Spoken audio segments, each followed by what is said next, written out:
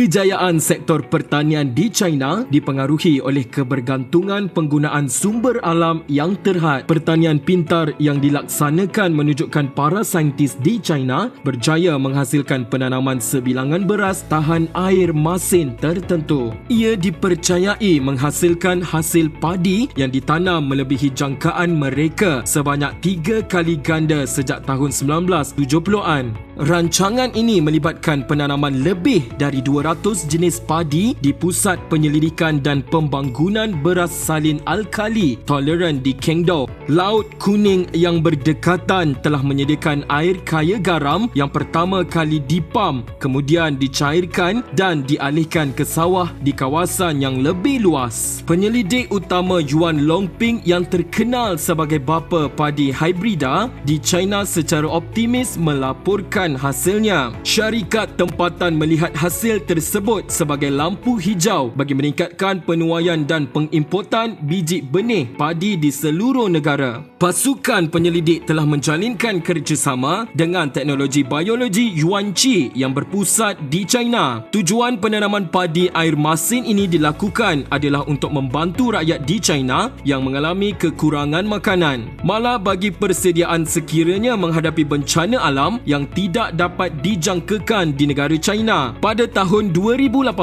pasukan Yuan berjaya menanam padi di padang pasir di luar Dubai. Ia menunjukkan kejayaan penanaman padi air masin di negara itu 2 kali ganda dari purata global. Para saintis China kini merancang untuk mengembangkan lagi plot eksperimen ini dengan tujuan akhirnya meliputi 10% Emiriyah Arab bersatu di sawah. Sebelum ini pada tahun 2020, dalam satu kenyataan media, Universiti Malaysia Terengganu UMT juga mahu menjadi perantis tanaman padi air masin pertama di Malaysia. Menurut Dekan Pusat Pendidikan Asas Lanjutan UMT, Profesor Dr. Aziz Ahmad menyatakan bahawa universiti itu akan menjalankan kajian berkaitan kaedah penanaman padi air masin seperti China. Ia bertujuan bagi memenuhi permintaan negara untuk menghasilkan padi yang lebih banyak. Namun sehingga kini Malaysia masih belum menunjukkan kejayaan dalam menghasilkan penanaman padi air masin. Oleh itu, kajian terbabit perlu dilakukan secara berterusan dengan membabitkan semua pihak terutamanya dalam bidang pertanian. Walau bagaimanapun, kaedah ini juga perlu dijadikan contoh kepada seluruh negara terutamanya Malaysia. Ini kerana sebagai contoh terbaru pada tahun 2014, kejadian banjir secara besar-besaran telah terjadi di Malaysia. Banyak hasil tanaman padi musnah akibat sungai yang melimpahi kawasan sawah, malah menyebabkan sektor pertanian mengalami kerugian yang sangat tinggi. Oleh itu, inisiatif yang diperkenalkan oleh China sangat membantu di Malaysia mahupun di seluruh dunia. Ia bertujuan bagi persediaan menghadapi sebarang kejadian yang tidak dijangka akan berlaku pada masa akan datang.